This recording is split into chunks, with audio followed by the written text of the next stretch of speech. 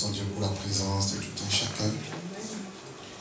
Avant même de commencer notre programme, je tiens d'abord à rendre grâce à Dieu pour l'opportunité qu'il nous donne, en tout cas, de nous retrouver ici. C'est toujours pour moi un honneur, une joie de me retrouver à la maison et de partager la parole de Dieu. Et je sais que les 3 jours seront des jours de grâce. Amen. Alléluia. Amen. Je le sais, je le dis parce que l'Esprit de Dieu me le dit dans mon cœur, dans mon esprit. Et quand on parle de lui, il ne peut que venir se manifester et agir. Alléluia. Amen. J'ai l'impression que vous ne croyez pas. Amen. Vous avez besoin de croire pour qu'il vienne. Amen. Quelqu'un peut dire Amen? Amen. Amen ne monte pas. Si quelqu'un peut dire Amen. Amen. Gloire soit rendue à Dieu. Inclinons nos têtes et nous allons bénir encore sa présence. Alléluia. Éternel mon Dieu, éternel mon roi, en ce jour, je viens m'incliner devant ta majestueuse présence. Béni, parce que toi seul es Dieu dans les cieux, tu es Dieu sur la terre et tu es Dieu dans les mers et partout. Ta grandeur nous échappe et la Bible déclare que les cieux voient les cieux ne peuvent contempler ta grandeur, ta majesté, ta puissance. Seigneur, au moment même que nous voulons démarrer notre programme, nous demandons ta divine présence. Tu sais à quel point nous sommes faibles. Tu sais à quel point nous sommes limités. Tu sais à quel point, Seigneur, nous ne sommes pas dignes et capables, Seigneur, de nous tenir devant ton peuple et d'apporter ta parole qui est esprit et vie. Et nous voulons en ce moment même et pendant les jours qui nous restent, compter sur ta grâce et ta présence. Comptez sur l'inspiration divine. Comptez sur, oh Dieu, ton onction. Comptez sur ta puissance afin que ce moment soit le moment transformé en ta gloire, oh Dieu de louange. Amène-toi par ton esprit en ce moment. Fais-nous du bien, Seigneur, par ta présence. Touche nos cœurs, parle-nous, mon Dieu. Révèle-toi à nous et communique-nous ta pensée. Adonai notre Dieu, Adonai notre roi, nous voulons t'honorer, nous voulons te chérir, nous voulons te plaire. Laisse que ce temps puisse être à ta gloire. Soit l'alpha et soit l'oméga. Et que l'armée céleste vienne se joindre à nous dans ce temps de louange, d'adoration. Dans ce temps, nous voulons t'adorer par la prédication de l'évangile. Seigneur, qu'elle soit puissance et vie, avec autorité, force et puissance, qu'elle puisse être annoncée afin de faire du bien à une personne, de guérir un malade, de délivrer un captif et d'apporter une orientation, une réponse à quelqu'un qui est venu et qui viendra s'attendre à toi. Seigneur, tu es Dieu. Transporte-nous dans les lieux élevés, dans le nom merveilleux et puissant de Jésus. Je t'ai ainsi prié. Amen. Amen. Amen. Amen. Gloire soit rendue à notre Dieu. Le thème de notre programme est l'onction et ses réalités. L'onction et ses réalités. Alors je vous invite à prendre un texte, ce qui sera notre texte même de base pendant ces 3 jours. Exode au chapitre 31. Ce soir, je veux juste nous introduire et j'aurai le temps de développer demain et dimanche. Exode chapitre 31, nous prenons le verset 1er jusqu'au verset 5. Tout le monde a sa Bible. Exode chapitre 31, le verset 1er au verset 5. La parole de Dieu nous dit ceci. L'Éternel parla à Moïse et dit: sache que j'ai choisi Bethléem, fils d'Uri, et fils de Hur, de la tribu de Juda. Je l'ai rempli de l'Esprit de Dieu, de sagesse et d'intelligence et de savoir pour toutes sortes d'ouvrages. Je l'ai rendu capable de faire des inventions, de travailler l'or, l'argent et les reins, et de graver les pierres à enchâsser, et de travailler le bois, et d'exécuter toutes sortes d'ouvrages. Amen. Amen. Ici, Dieu annonce à Moïse qu'il va envoyer, il a choisi un homme du nom de Bezalel, et il va faire deux choses. Au verset 3, il dit, je vais le remplir de l'Esprit de Dieu. Et au verset 4, il dit, je l'ai rendu capable. Et nous nous appuierons sur ces deux versets pour parler de l'onction et de ses réalités. Je l'ai rempli de l'Esprit de Dieu. Ensuite, je l'ai rendu capable. Qu'est-ce que l'onction?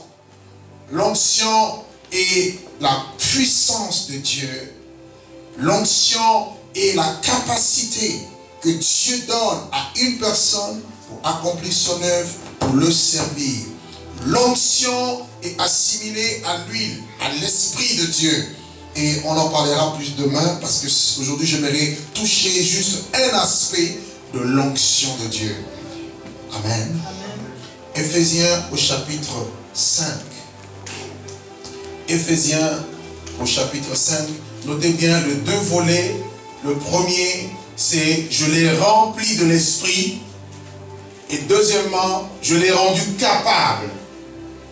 Or, beaucoup parmi nous aujourd'hui, nous aimons cette faculté d'être rendu capable de servir Dieu, capable d'accomplir de grandes choses sans pour autant être rempli, c'est-à-dire au niveau de l'intérieur.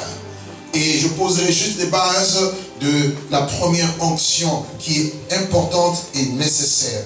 Éphésiens chapitre 5, le verset 18 que nous connaissons, Paul nous dit ici, et c'est un ordre, il dit, ne vous enivrez pas de vin, c'est de la débauche, mais soyez au contraire remplis de l'esprit. Deux choses. Ne vous enivrez pas de vin, ne buvez pas jusqu'à vous enivrer, mais soyez remplis de l'Esprit de Dieu. Regarde ton voisin, dis-lui, sois rempli de l'Esprit de Dieu. Oh, je ne vous entends même pas. Ce n'est pas encore l'hiver. Dis-lui, sois rempli de l'Esprit de Dieu. Qui veut être rempli de l'Esprit de Dieu? Amen. Amen. 1 Jean chapitre 2. 1 Jean au chapitre 2. Et vous allez prendre avec moi le verset 20 et puis le verset 27. 1 Jean chapitre 2, le verset 20. Ensuite, nous lirons le verset 27. Il est écrit ceci. Pour vous, vous avez reçu l'onction de la part de celui qui est saint et vous avez tous de la connaissance. Et le verset 27 nous dit, pour vous, l'onction que vous avez reçue de lui demeure en vous. Et vous n'avez pas besoin qu'on vous enseigne. Et comme son onction vous enseigne toutes choses, qu'elle est véritable et qu'elle n'est point un mensonge. Demeurez en lui selon les enseignements qu'elle vous a donnés. Amen. Amen. Donc là, si nous voyons, non une onction qui vient sur la vie d'une personne, mais l'onction qui vient dans la vie d'une personne, en vous, l'esprit en vous. Pourquoi l'onction? Laissez-moi vous dire que l'onction, c'est l'Esprit de Dieu. Certes, je parlerai de comment est-ce que Dieu avait demandé que l'onction soit composée. Je parlerai de demain de 5 huiles différentes qui étaient utilisées dans la composition de l'onction qu'on devait appliquer dans la vie notamment du sacrificateur, et une onction en base de l'huile d'olive qu'on devait appliquer sur les prophètes et sur les rois. Mais ça, c'était pour un but, pour une mission, pour accomplir une tâche divine. Mais avant de toucher cet aspect, prenons d'abord l'aspect fondamental de l'onction qui est assimilée à l'esprit. Donc quand je parle de l'onction, je parle du Saint-Esprit. Amen. L'onction, c'est le Saint-Esprit. Ésaïe chapitre 61, le verset 1er nous dit quoi? Ésaïe, en tant que prophète, va prophétiser sur l'avènement du Messie, oint de Dieu. Il va dire que l'Esprit du Seigneur, l'Éternel, est sur moi, parce que l'Éternel m'a oint. Donc l'Éternel m'a donné l'onction. Ou encore, l'Éternel m'a donné l'Esprit de Dieu pour une mission. Et ça, on verra ça plus tard. Amen. Amen. En effet, mes frères, mes sœurs, lorsque Dieu va créer l'homme, Dieu va créer l'homme pour que l'homme puisse dépendre de sa personne, de son esprit et de son autorité. Au commencement dans le livre de Genèse, dans Genèse chapitre 1, Dieu va dire, créons l'homme à notre image, selon notre ressemblance, qu'il domine sur les poissons de la mer, sur les oiseaux du ciel et sur tous les reptiles qui se rendent sur la mer, sur la terre. Et la Bible dira que Dieu va créer l'homme et la femme à son image. Il les créa tous les deux à l'image de Dieu et Dieu les bénit en disant, soyez féconds, multipliez et remplissez la terre, assujettissez-la. Et ça, c'était le plan de Dieu au commencement. Mais dans l'ordre créationnel, Dieu commence d'abord par façonner l'homme. Dans Genèse chapitre 2, le verset 7, si vous lisez avec moi, il est dit que l'Éternel Dieu forma l'homme de la poussière de la terre et il souffla dans ses narines un souffle de vie et l'homme devint une âme vivante. Donc qu'est-ce que Dieu fait? Dieu, le 6e jour de la création, il descend et il prend la poussière de la terre et à partir de la terre, il façonne l'homme, l'être que tu es, en parlant du premier homme, Adam. Il le façonne de la poussière de la terre et il était là. Il a pris la terre, il a pris de l'argile et il a formé l'homme. Il a façonné l'homme comme un potier va donner une forme à l'argile. Mes bien-aimés, et l'homme ainsi couché là n'avait pas de vie. Et qu'est-ce que Dieu fait? La Bible dit, Dieu va souffler dans ses narines un souffle de vie. Et l'homme va devenir une âme vivante. Alléluia. Amen. Donc le souffle de Dieu, c'est ça l'Esprit de Dieu. Alléluia. L'Esprit de Dieu est aussi appelé souffle de Dieu. Amen. Amen. Gardons ce texte et allons-y rapidement dans le livre de Job. Job au chapitre 33. Nous gardons Genèse 2 verset 7 parce que nous allons retourner tout à l'heure. Allons-y dans le livre de Job au chapitre 33. Le verset 4, Job 33, verset 4, il est écrit ceci. L'Esprit de Dieu m'a créé et le souffle du Tout-Puissant m'anime. Amen. Est-ce que vous me suivez? La Bible dit, l'Esprit de Dieu m'a créé. Je ne me suis pas créé tout seul. L'Esprit de Dieu qui fait partie de la divinité révélée a participé à ma création. L'Esprit m'a créé et le souffle du Tout-Puissant m'anime. Donc l'homme ainsi couché là ne pouvait pas avoir la vie en lui-même jusqu'au moment où Dieu va décider de nous transmettre son esprit. Et quand Dieu communique l'esprit dans la vie de l'homme, à partir de ce moment-là, devient une âme vivante. Ce qui veut dire quoi? Vous avez besoin de l'onction de Dieu pour vivre. Sans l'onction de Dieu, vous ne pouvez pas vivre. Et la vie selon Dieu, ce n'est pas la vie de la chair. La vie selon Dieu, c'est lorsque vous êtes en communion avec lui. Lorsque vous êtes en intimité proche avec lui. Lorsque vous devenez un seul esprit avec lui. Dans 1 Corinthiens 6, Paul nous dit, celui qui s'attache à la prostituée est un seul corps avec elle. Mais celui qui s'attache au Seigneur est avec lui un seul esprit. Amen. L'homme et Dieu étaient un. L'esprit de Dieu était remplissait l'homme. L'homme était rempli de l'esprit. Et pour votre information, l'homme était non seulement rempli, mais l'homme était aussi revêtu de l'esprit de Dieu. La preuve qu'il était revêtu de l'esprit, ils étaient tous les deux nus, mais ils ne s'en apercevaient pas. Jusqu'au jour où le péché est entré. Et que dit la Bible? Tous ont péché et sont privés de la gloire de Dieu. Le jour où le péché est intervenu, la gloire les a quittés. Le revêtement, le manteau qui les couvrait, ce manteau spirituel, ce vêtement blanc éclatant, ce félin qui rêvait tous les justes, est parti. Est-ce que quelqu'un m'entend? Amen. L'Éternel Dieu forma l'homme de la poussière de la terre. Mais le jour où l'homme désobéit, et bien aimé, les choses vont changer. Allez-y avec moi dans le livre de Genèse toujours, au chapitre 6. l'homme tombe dans le péché, la désobéissance vis-à-vis de Dieu. Le péché est grave. Parce que lorsque le péché, vous tombez dans le péché, la première chose, c'est que l'Esprit de Dieu en vous est attristé. Et si vous persistez dans le péché, l'Esprit de Dieu en vous est étouffé. Et si vous continuez encore dans le péché, l'Esprit de Dieu est retiré. Est-ce que vous comprenez? Dans Éphésiens 4, 30, il est dit, n'attriste pas le Saint-Esprit. Pourquoi? Parce que le Saint-Esprit est une personne.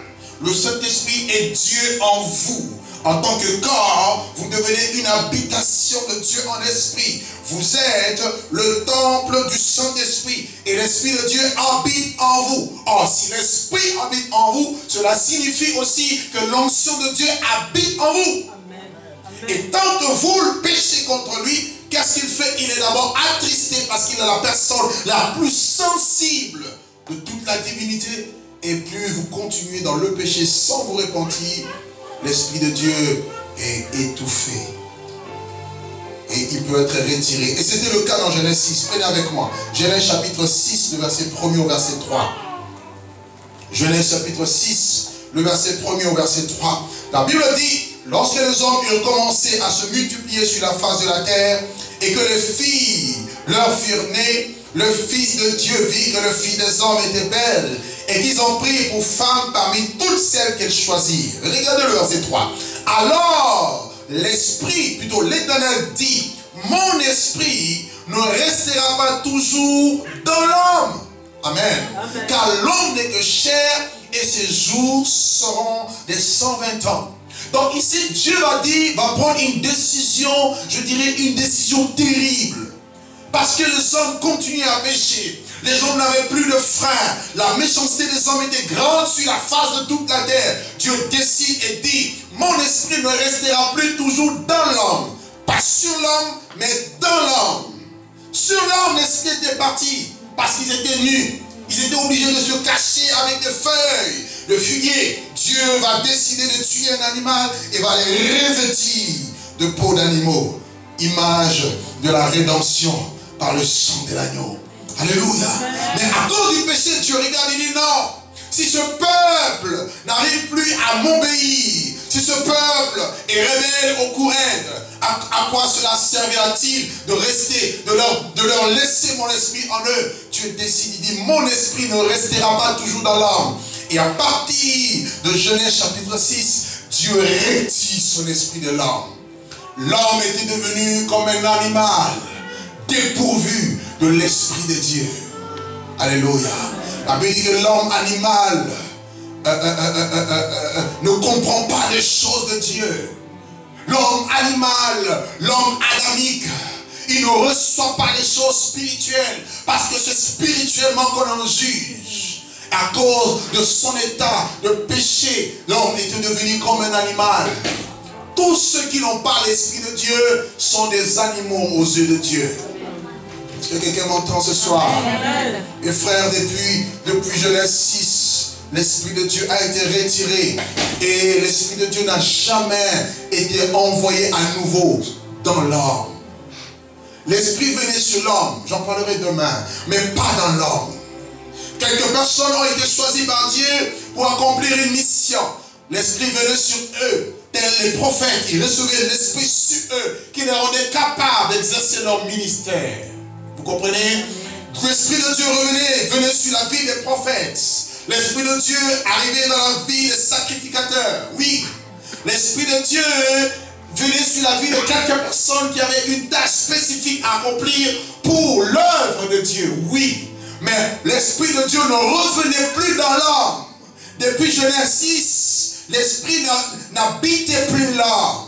L'Esprit de Dieu était parti. Alléluia. L'homme était dépourvu de l'onction. L'homme était dépourvu de l'Esprit de Dieu. Jusqu'à un temps marqué. Vous savez lequel? Le temps où le dernier Adam devait venir. Jésus-Christ de Nazareth. C'est pourquoi tu dois bénir Dieu pour Jésus. Alléluia. Alléluia. Oh, je bénis Dieu parce qu'avant même sa naissance, l'ange sera dévancé. L'ange ira vers Marie pour lui annoncer la bonne nouvelle. Il lui dira, tu es bénie d'entre les femmes. La main de Dieu est sur toi. La puissance de Dieu viendra sur toi. L'Esprit de Dieu viendra sur toi, Marie. Et la puissance du Très-Haut te couvrira de son ombre. Et l'enfant que tu porteras dans son sein, on l'appellera Fils de Dieu. On l'appellera Emmanuel. On l'appellera Dieu parmi les hommes. En effet, un miracle, je dirais le miracle le plus glorieux de toute l'humanité venait de se produire à ce moment-là où la divinité s'était transposée dans l'humanité. Dieu, de son état d'esprit, a été fait chair par la puissance de Dieu. Alléluia. J'aime la parole de Dieu qui dit, et sans contredit, le mystère de la piété est grand. Dieu a été manifesté, alléluia, en chair. Dieu qui est esprit, Dieu qui n'a ni chair ni os, a été manifesté en chair. Il a été vu des anges, il a été justifié par l'esprit, il a été cru dans le monde, il a été prêché aux nations et il a été élevé dans la gloire. C'était le plus grand miracle.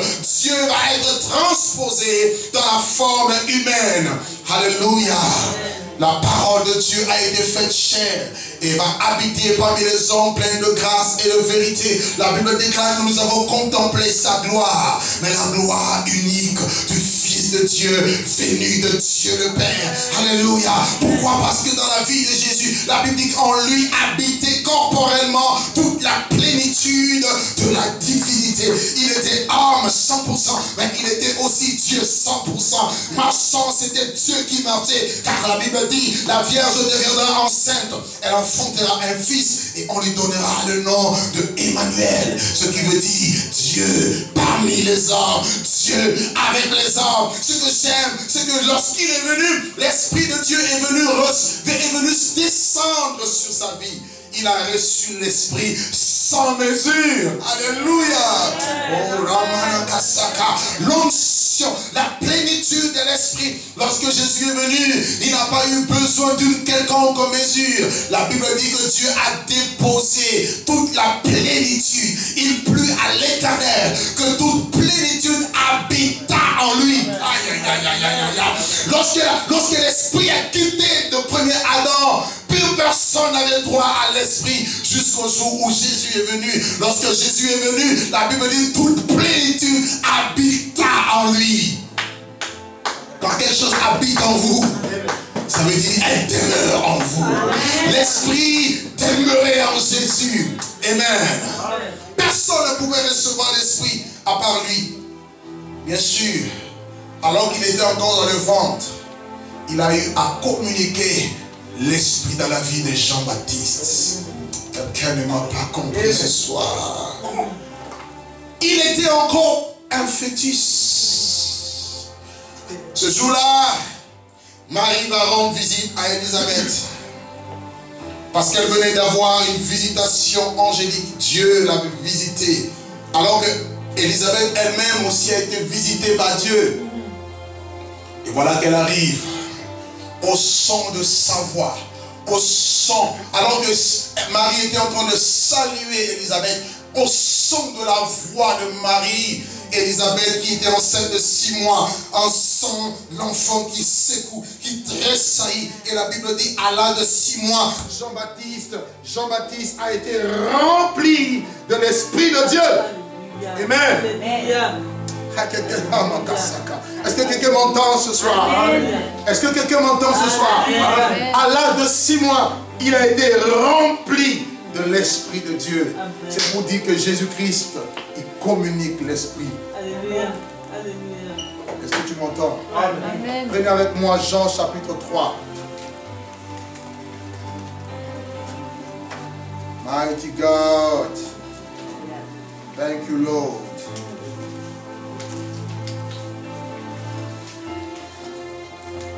Thank you, Lord. Jean chapitre 3, vous prenez avec moi.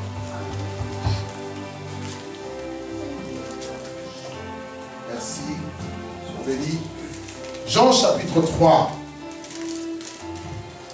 Nous lisons à partir du verset 31 au verset 34. Celui qui vient d'en haut est au-dessus de tous. Et celui qui est de la terre est de la terre, et il parle comme étant de la terre. Et celui qui vient du ciel est au-dessus de tous. Il rend témoignage de ce qu'il a vu et entendu, et personne ne reçoit son témoignage. Et celui qui a reçu son témoignage a certifié que Dieu est vrai, car celui que Dieu a envoyé dit les paroles de Dieu, parce que Dieu ne lui donne pas l'esprit avec mesure. Amen. Amen. Dieu ne lui a pas donné l'esprit avec mesure. Il a reçu l'esprit sans mesure. Mais bien aimé, il était là, il était rempli de l'esprit, mais il ne s'est pas fait connaître à la face de l'humanité. Il aurait fallu qu'il puisse être caché pendant 30 ans. Et voici, au moment même, il devait entrer, son ministère devait être public. Il va se rendre auprès de Jean-Baptiste pour être baptisé. Alors que Jean-Baptiste ne l'avait plus jamais revu parce qu'il demeurait dans le désert. Mais on lui avait simplement dit, celui que tu verras, l'esprit, sur qui tu verras l'esprit, sache que c'est lui, l'agneau de Dieu. Et Jean, le voyant passer, alors qu'il ne le connaissait pas, parce qu'il avait l'esprit de Dieu, il pouvait voir aussi Christ, qui avait le sceau de Dieu, l'esprit de Dieu. Il va dire à l'humanité, à Israël, voici celui-ci est l'agneau de Dieu, celui qui ôte le péché du monde. Je veux dire, une des réalités de l'onction, c'est quoi? Si vous avez l'esprit, vous allez reconnaître tous ceux qui ont l'esprit de Dieu. Aujourd'hui, nous avons du mal à reconnaître ceux qui ont l'esprit. Tout le monde fait semblant d'avoir l'esprit, mais il y en a qui ont l'esprit, d'autres ne l'ont pas. Mais Jean ne s'était pas trompé. On le voyait, il disait, voici l'agneau de Dieu. Et Jésus-Christ arrive auprès de lui pour se faire baptiser. Jean dit non, c'est moi qui ai besoin d'être baptisé par toi. Jésus lui dit non, laissons faire ce qui est juste, ce qui est convenable. Et la Bible dit que Jean ne lui résistera plus. Et pendant que Jean était en train de le baptiser, lorsque Jésus-Christ va sortir de l'eau, alors qu'il était en train de prier à son Père, la Bible nous dit que le ciel va s'ouvrir et une voix va parler depuis le ciel. Plutôt l'Esprit de Dieu va descendre sur lui sous une forme corporelle, comme une colombe, et va se poser sur lui, sur sa tête. Et une voix va parler en disant, celui-ci est mon fils bien-aimé en qui je mis toute mon affection. Mes frères, à partir de ce moment-là, la Bible dit que Jésus-Christ était rempli du Saint-Esprit. Amen. Amen. Amen. Amen. Jésus rempli de l'Esprit et l'Esprit de Dieu le pousse dans les déserts pour qu'il aille jeûner 40 jours et 40 nuits. La plénitude de l'Esprit de Dieu peut t'amener aussi à entrer dans le désert, à vivre dans les épreuves, à connaître des moments difficiles. Nous pensons souvent que parce que nous avons l'Esprit de Dieu, que nous n'allons pas souffrir. C'est faux. L'Esprit a conduit Jésus dans le désert. Amen ou pas amen? Amen. Personne n'aime le désert, mais le désert est important pour toutes les personnes qui sont remplies de l'Esprit de Dieu. Et regardez le ministère de Jésus, regardez la vie de Jésus. Un homme, je l'appelle homme parce qu'il était aussi homme. Un homme d'une intimité parfaite avec son Père. Au point de dire, le Fils ne fait rien de lui-même, il ne fait que voir, il ne fait que ce qu'il voit faire au Père. Il dira, mon Père agit jusqu'à présent, moi aussi j'agis. Regardez la plénitude de l'Esprit dans la vie de Jésus. Il savait parler à son Père. Dieu était son Père. L'Esprit de Dieu, la plénitude de l'Esprit de Dieu va permettre une communion intense avec le Père. Beaucoup de personnes aujourd'hui n'ont pas d'intimité avec Dieu.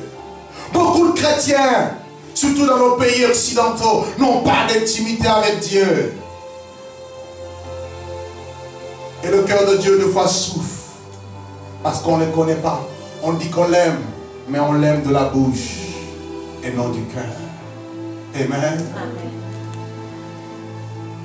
La plénitude de l'Esprit de Dieu dans la vie de Jésus, nous voyons le caractère de Dieu. Ça fait partie des réalités de l'onction dans la vie de Jésus. Jésus-Christ, on voit le caractère de Dieu. Partout où il passait, il faisait du bien aux gens. Il bénissait. Rien que par sa présence, on se sentait apaisé, restauré.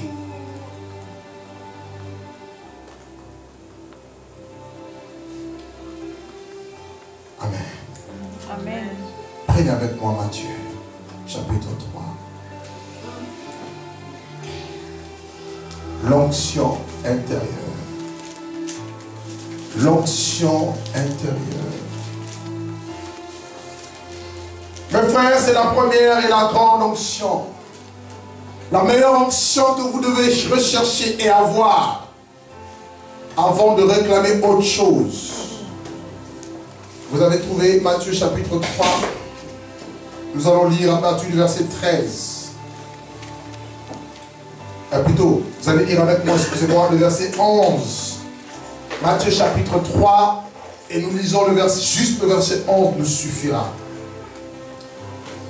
C'est Jean qui parle ici en disant, moi, je vous baptise d'eau pour vous amener à la repentance.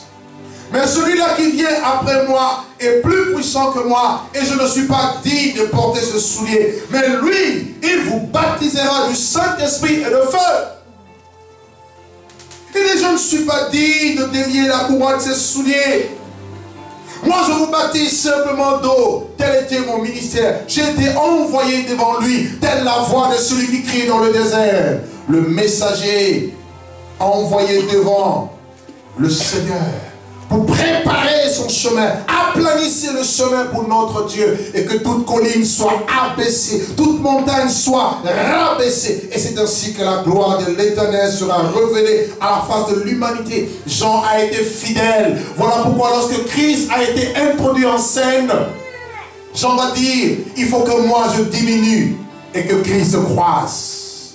Son ministère avait touché à sa fin. Et l'heure était venue pour que Christ soit présenté à la scène internationale. Mes frères, mes sœurs, Jean le dira, parce que Jean l'avait reconnu. Il avait su que sur qui, la personne sur qui l'Esprit descendrait, c'est lui qui baptiserait l'Esprit. Quand on parle de baptiser dans l'Esprit, on parle de immerger, de plonger. Le mot baptême signifie baptiser en grec, qui signifie littéralement plonger ou immerger. Vous êtes plongé dans l'Esprit. Vous êtes comme submergé par l'Esprit de Dieu. Mes frères, quand Jésus-Christ était sur terre, personne d'autre n'avait l'Esprit de Dieu. Personne. La preuve, avant qu'il ne puisse commencer son ministère, il fallait que Jean soit arrêté et qu'il meure. Amen. Jean chapitre 16. Allez-y rapidement avec moi. Jean chapitre 16. La plénitude de l'Esprit de Dieu. Jean chapitre 16, nous lisons à partir du verset 7. Il dit, cependant je vous dis, il vous est avantageux que je m'en aille. Car si je ne m'en vais pas, le consolateur ne viendra pas vers vous. Mais si je m'en vais, je vous l'enverrai. Amen. Donc la présence de Jésus sur terre empêchait l'Esprit de Dieu de venir dans la vie des autres personnes. Même quand il devait envoyer ses disciples pour aller évangéliser, prier pour les malades, la Bible dit Jésus-Christ va leur donner le pouvoir. Il a prié pour eux, il a conféré, transféré le pouvoir et ils sont partis et ils ont guéri les malades. Et rappelez-vous, lorsqu'ils sont revenus, ils étaient tous joyeux. Il y en a même qui vont dire, Seigneur, ouais, tu sais, même les démons nous sont soumis. Jésus dira, ne vous réjouissez pas de sorte que les démons vous sont soumis. Mais réjouissez-vous de ce que vos noms sont inscrits dans le livre de vie. Amen. Pourquoi? Parce que les noms, pour que les noms soient inscrits dans le livre de vie, il faut recevoir l'Esprit de Dieu. Il faut que l'Esprit soit en vous et non sur vous. Vous pouvez avoir l'Esprit sur vous et aller en enfer. Oui, on en parlera demain. C'était le cas du roi Saül. Un autre esprit l'animait et il n'est pas sauvé. Il dit, si je ne m'en vais pas, le consolateur ne sera pas envoyé. Et le verset 13, il nous dit, toujours Jean 16 au verset 13, et quand le consolateur sera venu, alléluia, l'esprit de vérité. Vous voyez ici, il parlait encore au futur. Là, il était encore ici sur terre. Il dit, quand le consolateur sera venu, l'esprit de vérité, il vous conduira dans toute la vérité. Il ne parlera pas de lui-même, mais il dira tout ce qu'il aura entendu. Et il vous annoncera les choses à venir. Il me glorifiera parce qu'il prendra de ce qui est à moi et il vous l'annoncera. Tout ce que le Père a est à moi. C'est pourquoi je dis qu'il prendra de ce qui est à moi et il vous l'annoncera. Amen. Amen. Amen. Donc, lorsque l'Esprit de Dieu vient à nous, la première chose, c'est qu'il nous conduit dans toute la vérité. Ça fait partie des réalités de l'onction. L'onction dans la vie d'un enfant de Dieu fera de lui une personne qui est conduite par le Saint-Esprit. Tu ne conduiras plus ta vie comme tu le veux. Un autre te seignera. Jésus disait à Pierre, quand tu étais jeune, tu te seignais toi-même, tu allais où tu voulais et tu faisais ce que tu voulais. Mais quand tu seras vieux, quelqu'un d'autre te seignera, te tiendra par la main et te conduira où tu ne voudras pas aller. Il parlait de la conduite de l'esprit. Donc, une réalité de l'onction, c'est que lorsque l'onction de Dieu vient sur vous, vous ne vous appartenez plus à vous-même. Vous appartenez à Dieu et vous êtes conditionné par Dieu. Est-ce que c'est votre cas? Il vous conduira. Qui vous conduit? Est-ce vous-même? Est-ce vos projets, vos programmes? Ou est-ce que c'est l'esprit? Ou est-ce que c'est l'onction? L'onction, dans la vie d'un enfant de Dieu, le conduit dans toute la vérité. Et quand l'esprit vient et dit, il ne parlera pas de lui-même. Le Saint-Esprit a une faculté, une capacité, c'est laquelle? C'est qu'il ne parle pas de lui-même. Il ne dira pas toujours, c'est moi le Saint-Esprit. Non, mais il parle de Jésus. Il parle de Dieu. Lorsque le Saint-Esprit vient, il vous poussera à parler de Dieu. Et il annoncera, il vous annoncera les choses à venir. Ça fait partie aussi des réalités. Lorsque l'onction de Dieu est en vous, vous êtes au courant des choses qui peuvent arriver. Vous êtes comme divinement averti, même si vous n'avez pas les dons de prophétie, même si vous n'avez pas les dons de vision, vous pouvez par l'Esprit de Dieu pressentir l'avenir. Amen. Amen. Ça c'est merveilleux. Il est dit encore, il me glorifiera. Lorsque l'onction vient dans la vie d'une personne, cette personne commence à glorifier Dieu. Qu'est-ce que tu glorifies? Toi tu glorifies ta femme. Tu glorifies ton mari, tu glorifies tes enfants, tu glorifies le bien que tu as, tu glorifies les choses de ce monde. Mais la présence de l'onction de Dieu dans la vie d'une personne, cette personne va apprendre à toujours donner la gloire à Dieu. Car il y a une chose que Dieu n'aime pas, c'est de partager sa gloire. Il dit, je suis l'Éternel, c'est là mon nom, je ne donnerai pas ma gloire à un autre, ni mon honneur aux idoles. Alléluia. Amen. Et il dit au verset 15, tout ce que le Père est à moi, c'est pourquoi je dis qu'il prendra de ce qui est à moi et il vous l'annoncera. Mais bien aimé, ça c'est ce que Jésus-Christ va annoncer en ce qui concerne l'esprit, la plénitude. Lorsque l'Esprit de Dieu vient en vous, vous avez ces choses qui se manifestent dans la vie de la personne qui a reçu l'onction. Et vous voyez ce texte se réaliser dans Actes chapitre 2. Prenez avec moi Actes chapitre 2. Le jour même de la Pentecôte, Jésus-Christ va mourir. Le troisième jour, il va ressusciter des morts. Et il sera, il va exercer encore un ministère pendant 40 jours auprès des enfants, plutôt auprès de ses disciples. Et 40 jours après, il va être enlevé au ciel sur la montagne des Oliviers. Et il va dire à ses disciples de ne pas s'éloigner de Jérusalem, mais d'attendre ce que le Père avait promis, c'est-à-dire l'Esprit de Dieu et la puissance du Très-Haut. Avant d'y aller, il souffle sur eux en disant, recevez l'Esprit. C'était comme pour les préparer à recevoir l'Esprit de Dieu. mais ils vont rester à Jérusalem, dans cette chambre haute. Et la Bible nous dit qu'ils étaient au nombre de 120. Et ils sont restés dans le jeûne et dans la prière. Mes frères, ils étaient en train de demander le Saint-Esprit. Écoutez-moi bien. Nous sommes dans un temps, dans une génération où les hommes ont tendance à demander des choses qui ne sont pas importantes.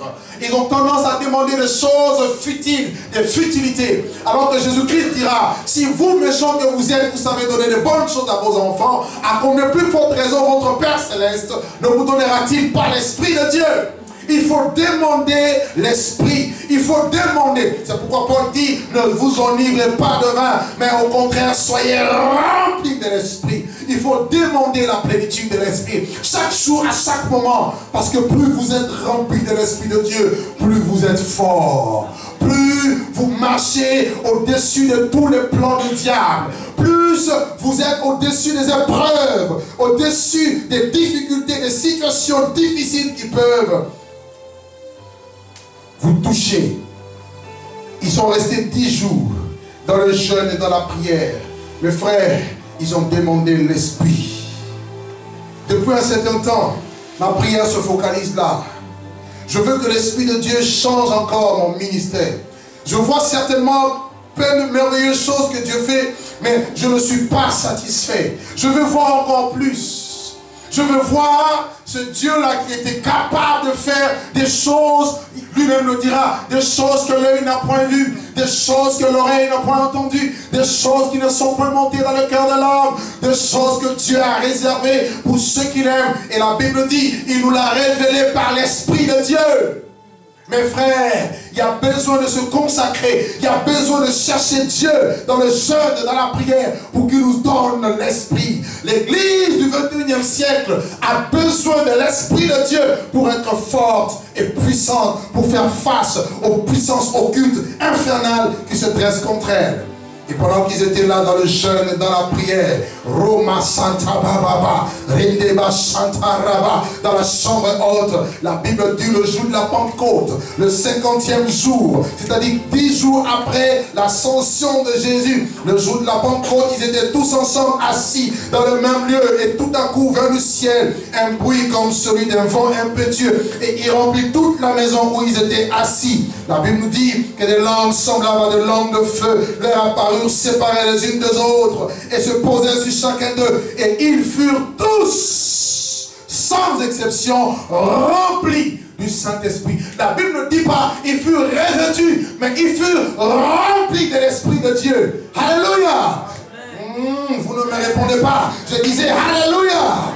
Ils furent remplis du Saint-Esprit et ils se mirent à parler en d'autres langues selon que l'Esprit leur donnait de s'exprimer. Lorsque l'Esprit de Dieu vient en vous, il peut aussi vous communiquer les dons spirituels. Il peut vous apporter les dons de parler en langue, les dons de la prophétie, les dons spirituels avec lesquels vous allez servir le Seigneur efficacement. L'Esprit ce jour-là a fait un boom à Jérusalem.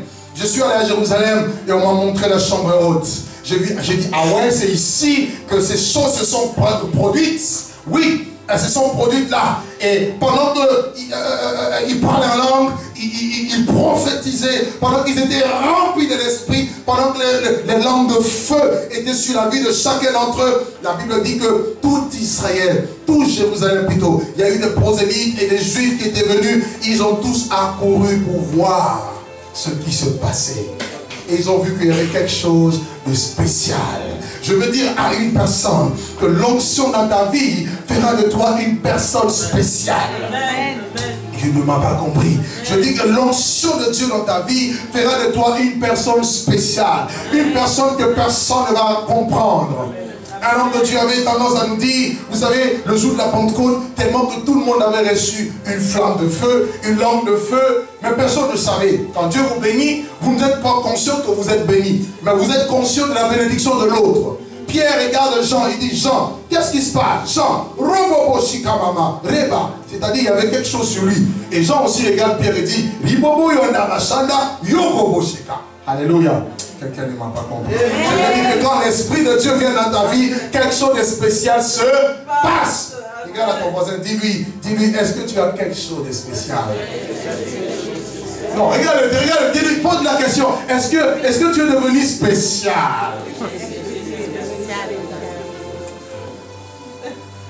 Moi, je suis conscient que quand l'onction est sur moi, je suis spécial. Quand l'onction était dans la vie de Saül, la Bible dit, Saül a été transformé en un autre homme. On l'a plus reconnu. Lui qui était roi, il a rencontré les prophètes, il commençait à prophétiser. Ramasada. Dieu est esprit de vie. Mes frères, mes soeurs, pour recevoir l'onction, il y a 3 conditions. Je dirais qu'il y a 2 conditions majeures. La première, vous devez être racheté. Et la deuxième, vous devez être purifié.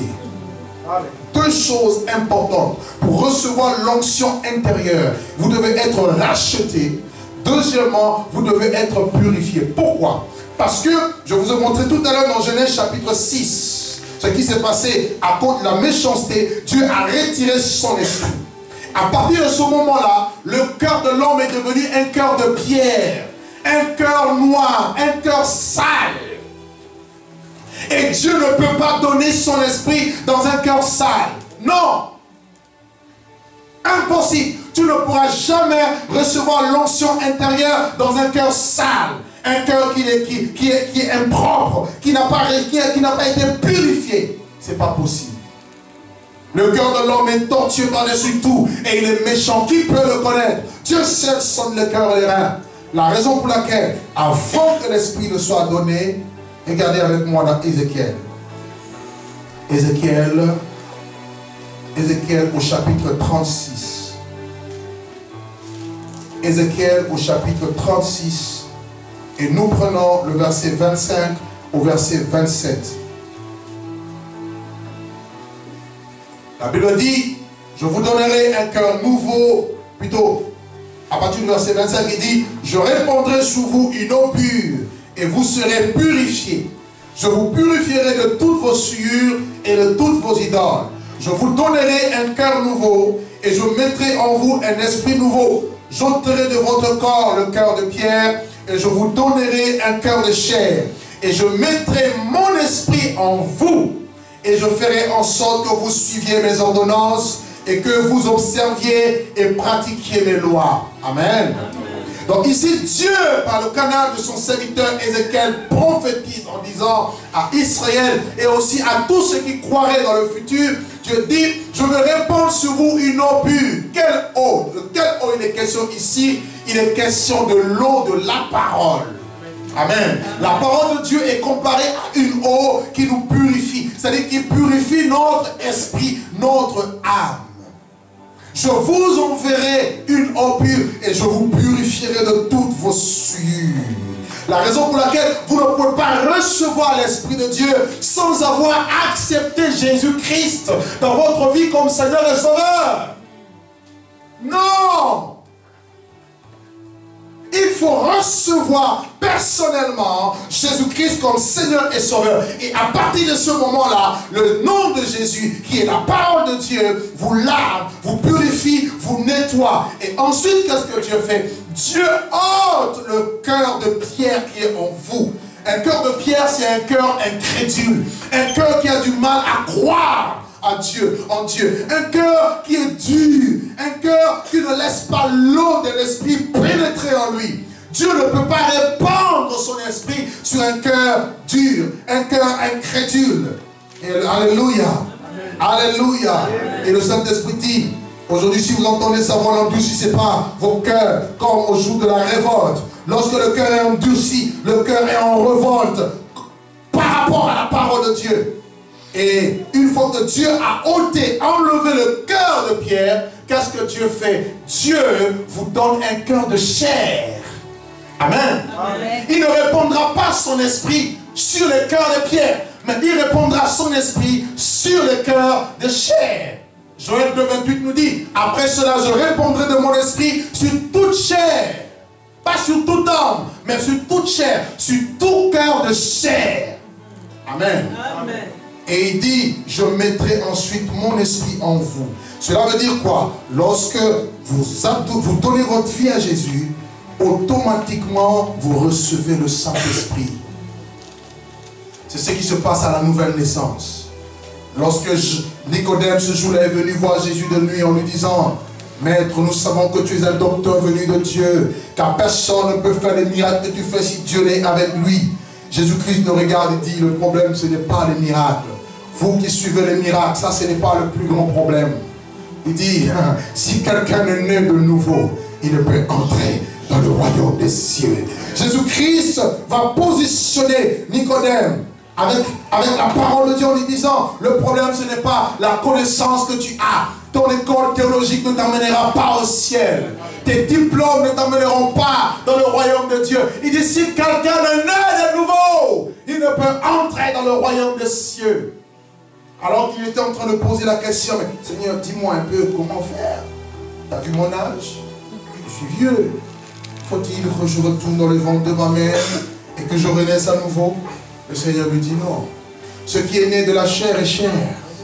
Mais ce qui est né de l'esprit est esprit. Il dit, si quelqu'un est né d'eau et d'esprit, il ne peut voir le royaume de Dieu. Il dit, le vent souffle et tu en entends le bruit. Mais tu ne sais ni d'où il vient, ni où il va.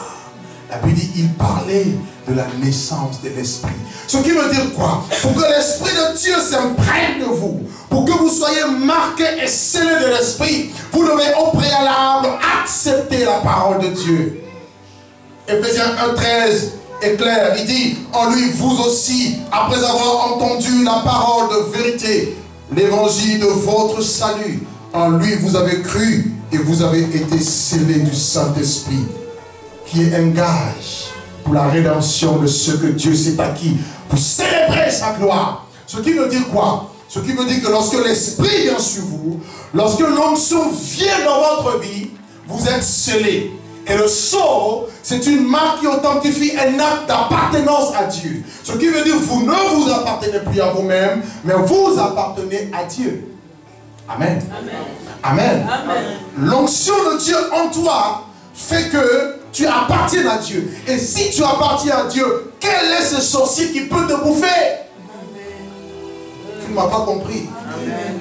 Nous voyons, nous arrivons à la fin de l'année, vous allez voir, beaucoup vont commencer à trembler parce qu'ils se disent, qui va aller, qui sera cabri? Qui va rentrer dans la marmite cette année-ci? Parce que les sorciers, il faut des plans. Pour vous qui êtes en Occident, vous êtes la bonne chair pour eux. N'est-ce pas? Alléluia. Ah oui, je vous assure, vous êtes la bonne chair. On vous regarde, on dit non, eux ils ont réussi. Pourquoi ils ont réussi? Alors il faut qu'ils soient sacrifiés. Malheur à toi si tu n'es pas scellé. Si tu n'es pas scellé, quand tu te regardes dans le miroir mystique, il te trouve. Et il t'envoie des balles mystiques et tu ne comprends pas AVC, tu meurs. Tu ne comprends pas une petite maladie, ça t'emporte. Tu n'es pas scellé. Tu n'appartiens pas à Dieu. Mais quelqu'un qui a reçu Jésus, tu n'as pas besoin de le sentir. Tu n'as pas besoin de secouer. Non, non, non, non, non. Il y a une alliance. Il y a un signe d'alliance. L'esprit en moi, je ne m'appartiens plus, j'appartiens à Dieu. Et la Bible dit, qui accusera les élus de Dieu? Qui les condamnera? C'est Dieu qui justifie. C'est-à-dire, tu es la prunelle de son œil. Aucun diable, aucun démon ne pourra même poser sa main sur toi. Parce que quand il viendra pour t'attaquer, il aura une gifle qui ne sort de nulle part. Alléluia. Je veux dire à quelqu'un, j'ai l'onction en moi. Quand j'ai l'onction en moi, je suis dans l'assurance. Je dors, je me réveille, je me couche en paix. Je n'ai pas peur. La Bible dit que 1000 tombent à mon côté, 10 000 à ma droite. Je ne serai pas atteint. Je ne craindrai point la flèche qui vole la nuit. Tu dois être dans la sérénité. Quand tu marches, dis-toi, aucun accident de circulation ne va m'atteindre parce que je suis escorté par les anges. Quelqu'un ne m'a pas compris.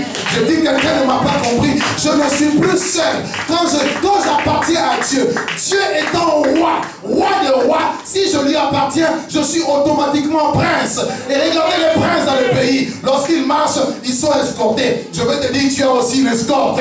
Tu as les anges qui t'accompagnent. L'ange de l'Éternel campe autour de ceux qui les craignent et il les arrache du danger. Come on. Alléluia. Rempli de l'esprit. J'ai le sceau. Vous ne pouvez pas voir cela. Mais les satanistes, quand ils me regardent, ils disent non, lui il n'est pas le nôtre. Il a un sceau.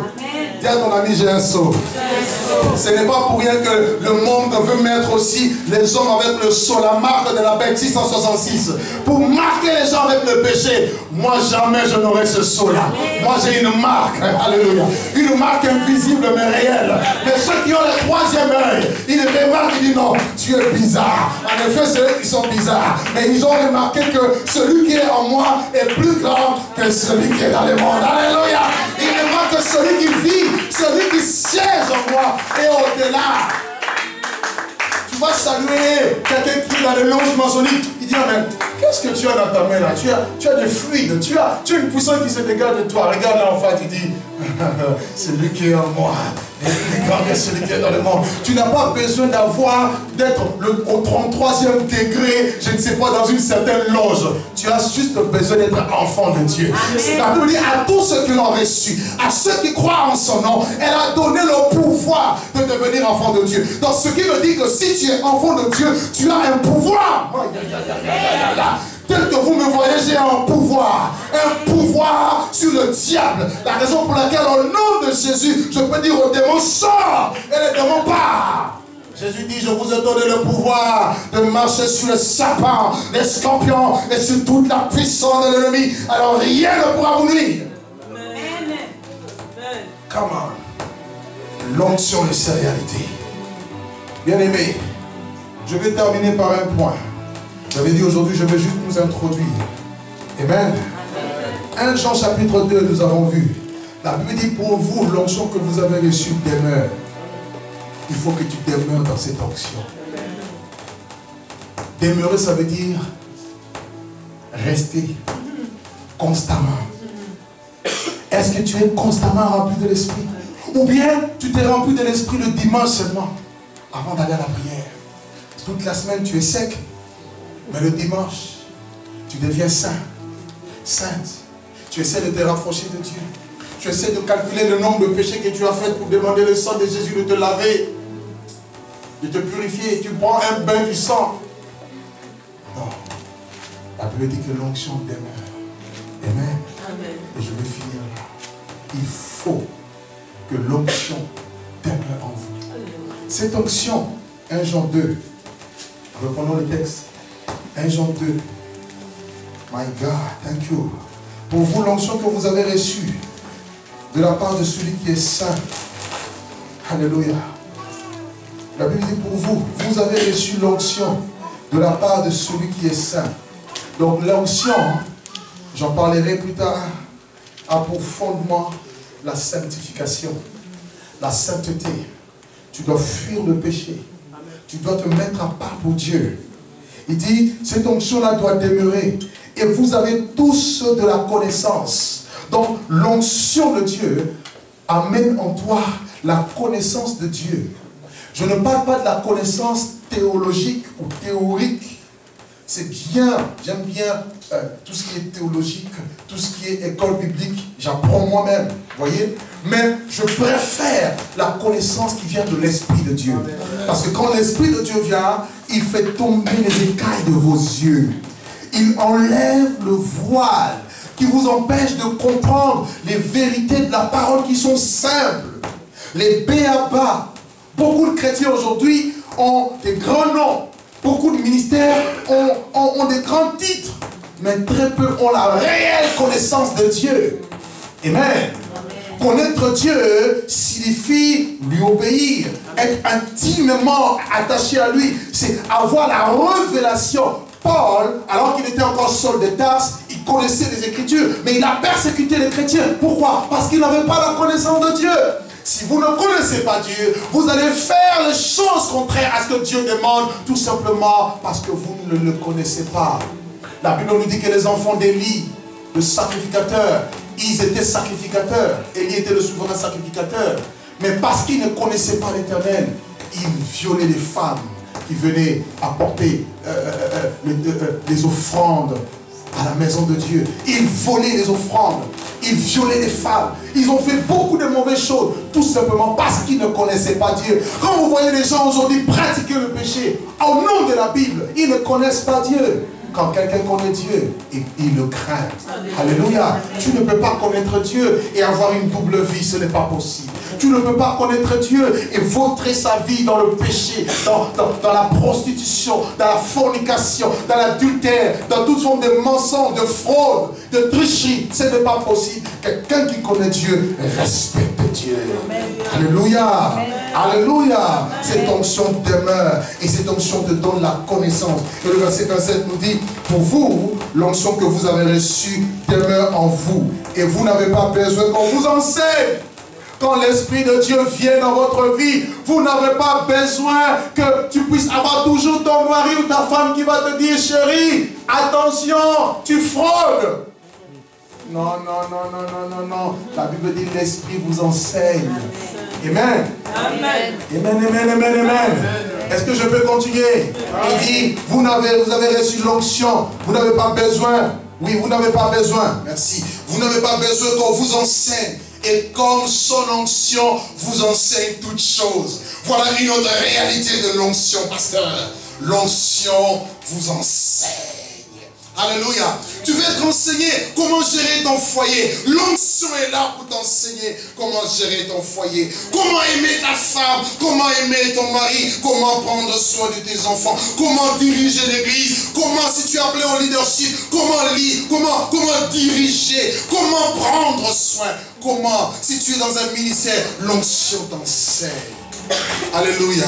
J'aime l'enseignement de l'onction. Mes amis, quand il y a des personnes, je rencontre des grands hommes de Dieu, des érudits.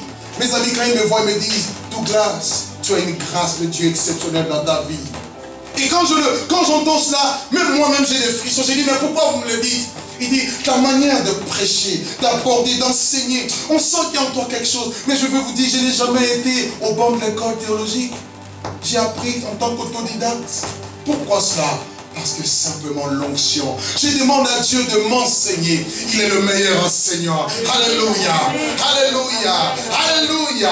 Il va t'enseigner à gérer tes affaires. Il va t'enseigner à tout faire. Tu as besoin d'un enseignement dans un domaine. L'onction est là pour t'enseigner.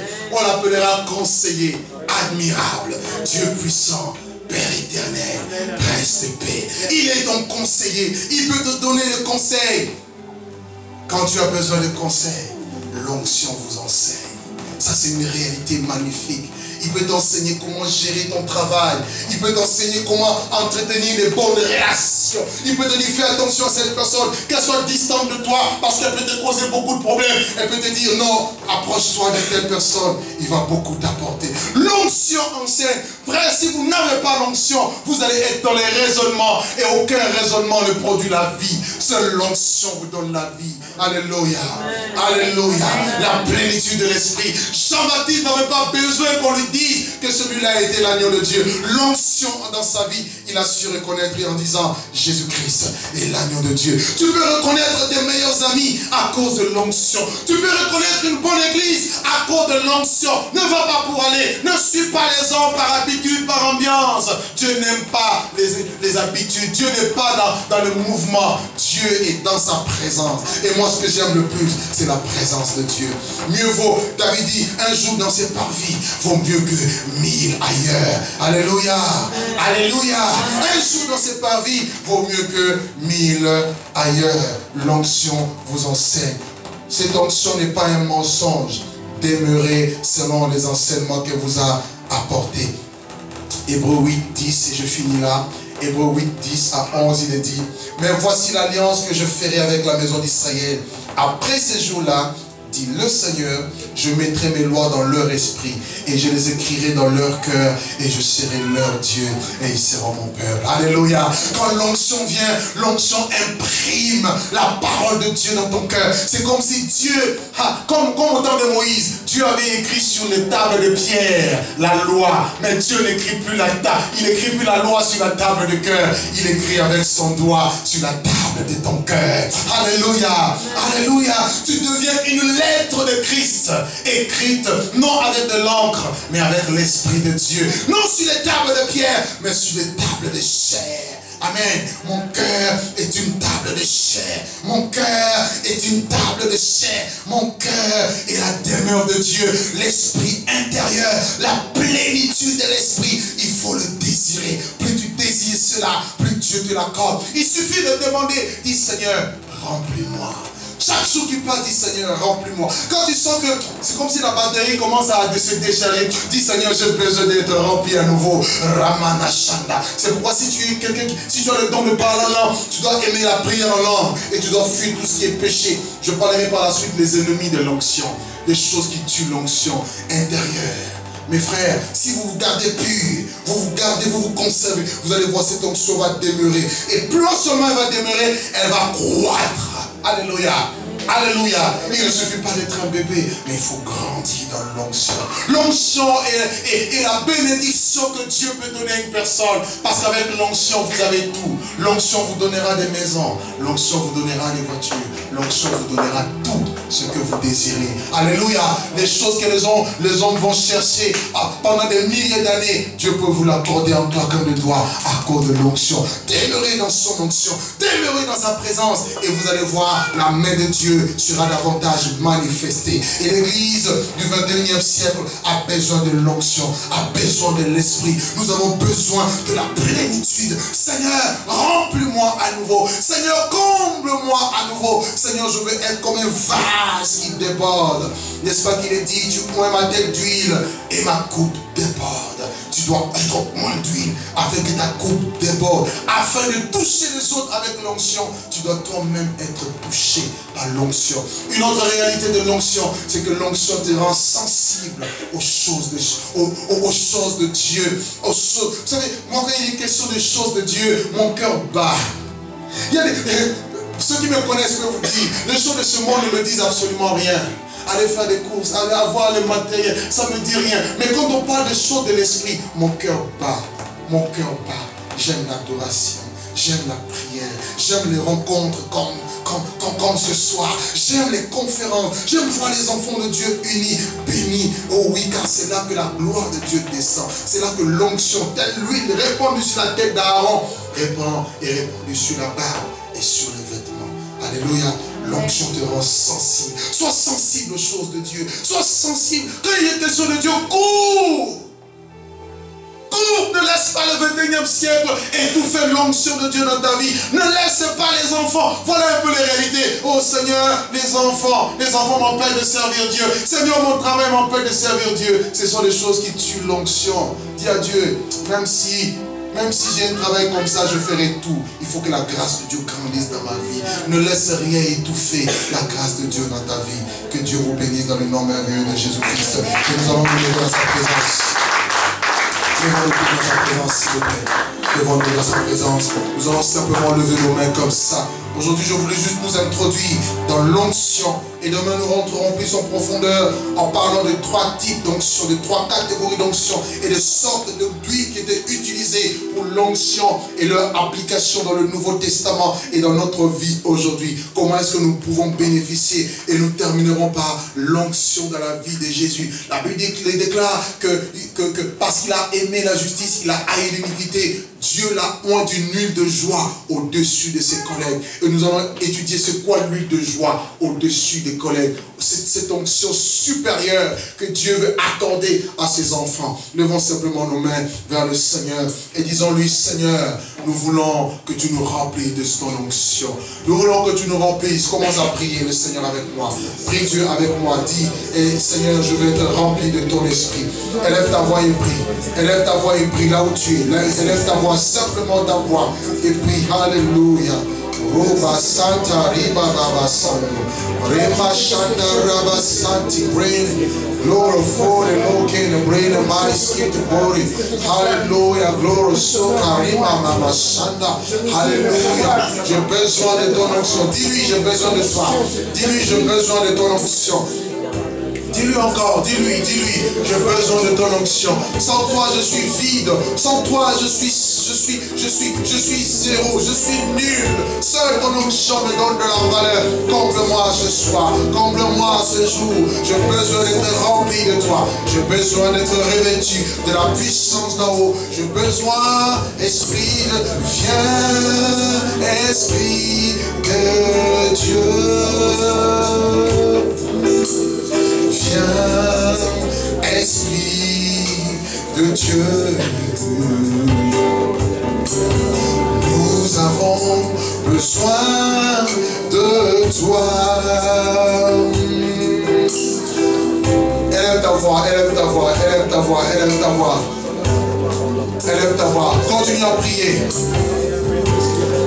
Élève ta voix et continue à prier. Demande à Dieu de te remplir. Dis-lui, je veux être rempli.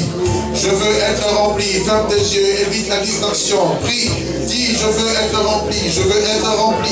Remplis-moi à nouveau ce soir. Remplis-moi à nouveau. Remplis-moi à nouveau ce soir. Remplis-moi à nouveau ce soir. Alléluia, glory, Shekaramaya Sandorobo. Reba Baba Shandarama Santilubrene. Alléluia, glory, Sondabor, Shekaria Baba. Seigneur, remplis-nous, Seigneur. Nous voulons être remplis, Seigneur. Oh, nous voulons une mesure supérieure. Nous voulons une mesure supérieure. Oui, de l'Esprit de Dieu. Au nom de Jésus-Christ de Nazareth. Seigneur, que nos vies soient transformées. Que nos vies soient bouleversées. Que le son de Dieu soit visible.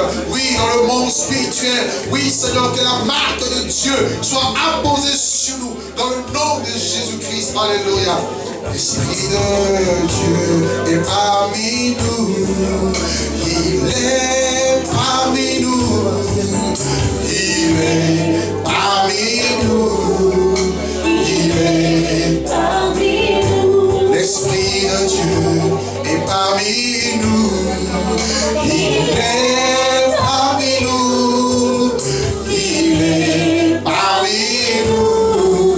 Il est parmi nous. Chantons, l'Esprit de Dieu est parmi nous. Il est parmi nous. Il est parmi nous. Il est la main de Dieu est parmi nous. Elle est parmi nous. Chante avec moi.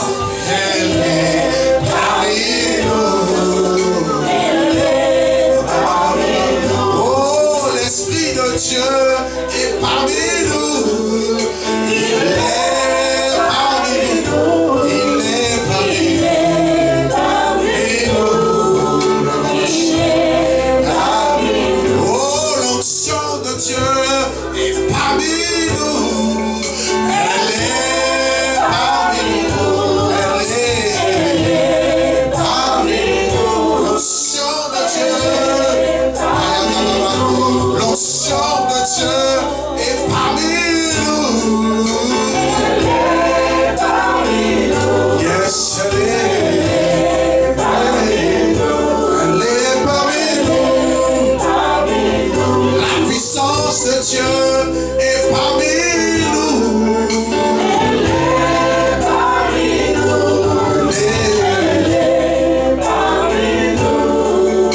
Elle est parmi nous. L'Esprit de Dieu est parmi nous. Oh. Il est parmi nous. Il est parmi nous. Il est parmi nous. Alléluia. Pendant que ce chant est en train de passer, chacun va poser sa main sur sa tête. Tout le monde pose sa main sur sa tête et je veux prier. Tout le monde pose sa main sur sa tête. Oh, il m'a sorti de prière. Oui, l'eau sorti de prière. Il y a une personne ici qui avait perdu son intimité avec le Saint-Esprit. Tu as l'impression ces derniers jours, comme si Dieu est à des milliers de kilomètres de ta vie, que tu n'arrives pas à t'approcher de lui, avoir une communion réelle et sincère. Et pendant que ta main est simplement posée sur ta tête, l'Esprit de Dieu vient te remplir. L'Esprit de Dieu vient te purifier. Et l'Esprit de Dieu vient te remplir. Prends ma main au nom de Jésus.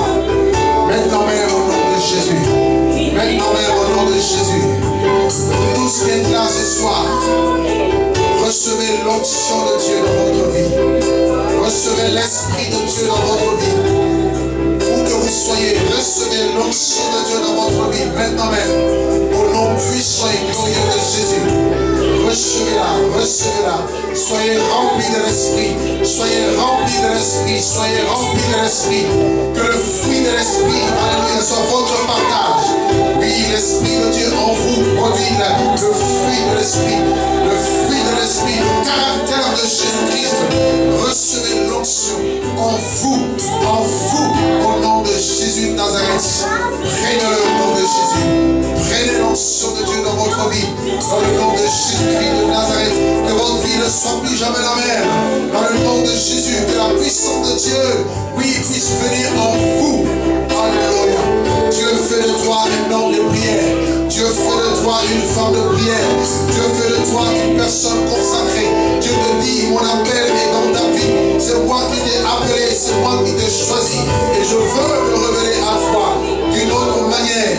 Je t'ai envoyé en ce lieu. Je t'ai attiré en ce lieu pour parler à ton cœur. Car je veux que tu puisses te réveiller. Oui, il y a comme la mort spirituelle qui commençait à gagner ta vie. Mais l'Esprit de Dieu ce soir vient réveiller ta vie au nom de Jésus-Christ de Nazareth. Il y a un feu de réveil dans ta vie. Alléluia. Oh, something to bring. In the bar, something to bring of Jesus Christ. Hallelujah. Hallelujah. Lord, so